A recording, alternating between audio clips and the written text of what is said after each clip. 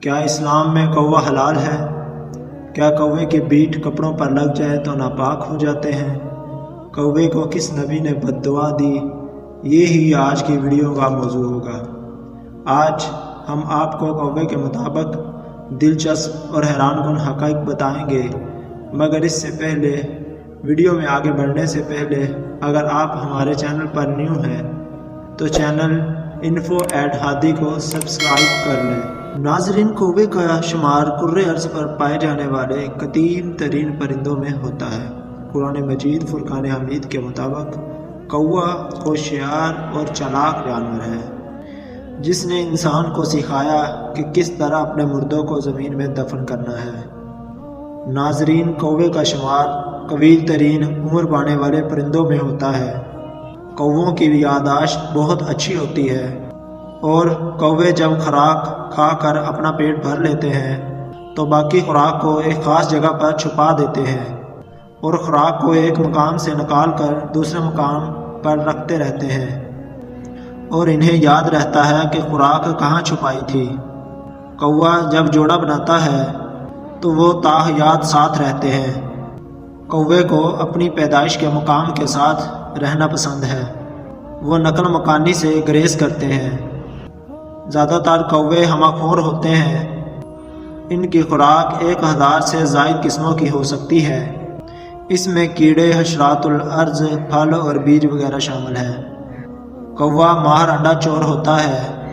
وہ دوسرے جانوروں کے گھونسلوں کی نگرانی کرتا ہے اور موقع ملتے ہی انڈے چرا لیتا ہے۔ دوستو، کوے کی کائیں تو ایک جیسی ہوتی ہے، لیکن یہ ان کی پوشیدہ زبان ہوتی ہے جس سے یہ ایک دوسرے کو سمجھتے ہیں۔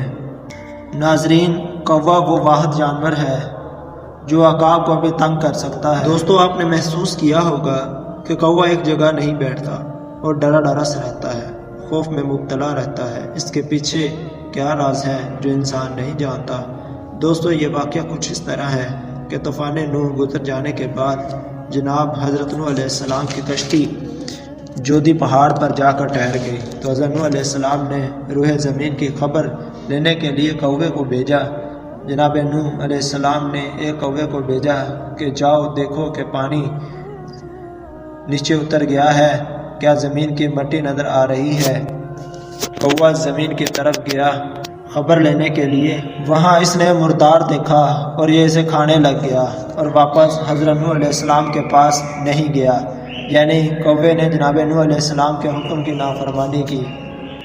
جب حضرت نوح علیہ السلام کو یہ پتہ چل گیا کہ کوا واپس نہیں آئے گا تو انہوں نے کوے کے لیے اللہ سے بد دعا کی کہ جاؤ، قیامت تک تو اس طرح خوف میں مبتلا رہے گا اور اسے دنیا میں کہیں بھی سکون نہ ہوگا۔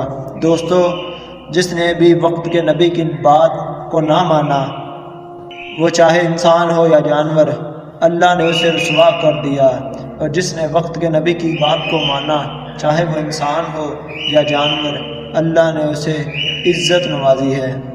امید کرتا ہوں کہ ویڈیو آپ کو پسند آئی ہوگی۔ اگر آپ بھی اس طرح کی دلچسپ ویڈیو دیکھنا پسند کرتے ہیں تو ہمارے چینل کو سبسکرائب کر لیں اور دوستوں کو ضرور شیئر کریں۔